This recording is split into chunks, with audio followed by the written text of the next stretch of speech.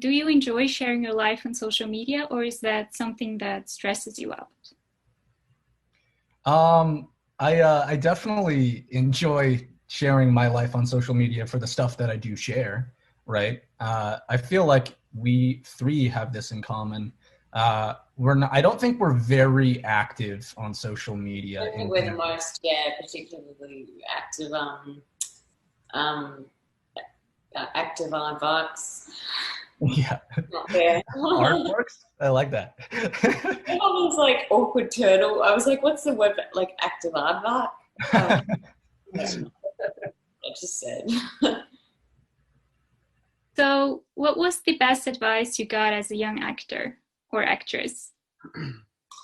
All of us? Yes. Of course, I was just like, the best advice. Well, I think it changes. It changes the best piece of advice because you always get a new piece, and then you're like, oh, well, that feels more relevant, to today. But I don't. I'm going to go with something very generic, being in the moment, because I can't think of anything else on the top of my head. Yeah, no, I can't think of anything that's like. I mean, I've obviously received like loads of great advice, but I think similarly to Joe, you take something, it's under your belt, and then you kind of almost like kind of have that, and every next piece of advice you get is the best piece at that moment until you harness it. And but yeah, being in the moment is definitely. It sounds like such an obvious one, but obviously just like it goes with being in the moment, but like reacting and not expecting every scenario to go how it goes in the script. Like if you walk into a door and walk into it and you're going to see something that you're going to get angry about, you have to go in there almost expecting, oh, I'm going to take my shoes off, and then that was a good one for me. But I think there's so much. If there was a piece of advice that encompassed all of it, I would be a lot better of an actor. Best piece of advice I feel like I got was to look at acting somewhere in between being a profession, like a craft, and a profession, right? That you're somewhere in between being an artist and someone who's just doing their job, and that is kind of fueled a lot of performances and fueled a lot of choices, I think, since then, because it doesn't turn your head into a hot air balloon. You don't get self-obsessed at the same time. You make the right choices. So, Hero, you actually grew up kind of in the spotlight too. I mean, you were part of Harry Potter after all. And some people actually define Hardin as a villain too. I mean, he's for sure a bad boy, but would you describe him as a villain? No, definitely not a villain. I'd say like there's definitely like dark aspects that villains have as well. Not just in the fact he wears dark clothes all the time, but he isn't the jolliest of fellows. So I get why people say that, but I definitely would disagree with anyone who says he's a bad person, wholeheartedly bad person. And Josephine, a question for you. The movie has been compared a lot to 50 Shades of Grey, and there was an interview with Dakota Johnson where she said she hoped the franchise would empower women to be more confident in the workplace and in relationships. Do you feel the same way about After? Do you hope it's empowering young women? I think that's great that she said that.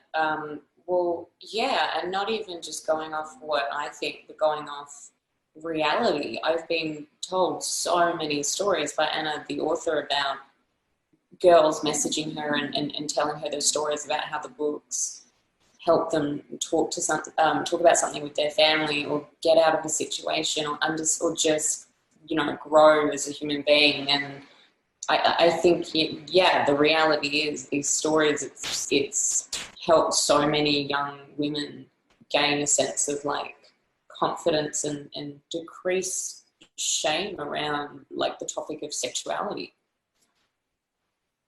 I agree. So forgiveness is a big theme in the sequel, and regardless of what happens or what doesn't happen in the movie, do you guys think Tessa should forgive Harding? Do you believe that love conquers all?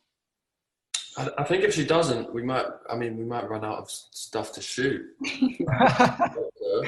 But, yeah, I hope so. I guess we'll just have to wait and see. Bang, bang.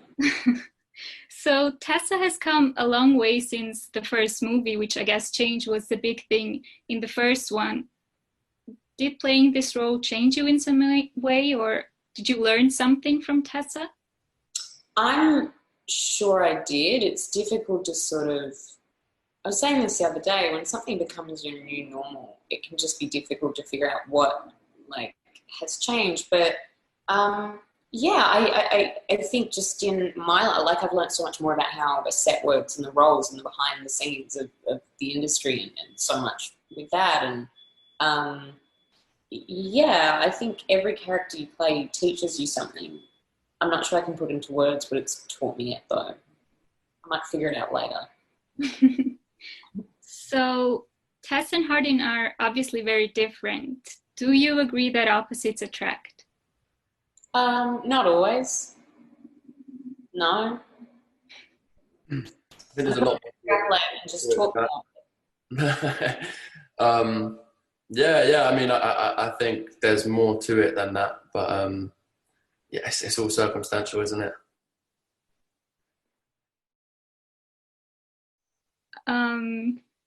In the first movie, there were a lot less erotic scenes than in the original fan fiction, and that is not the case for the second movie. So what else can fans expect from the sequel? I'm sure there's some scenes that were in the second book that we've cut. I think fans can just expect tonally a different experience to the first movie, and the way we're telling this story, it is a little older, and it's just different to how we're telling the first. And I think they can expect a lot more excitement and pace and intensity with this one.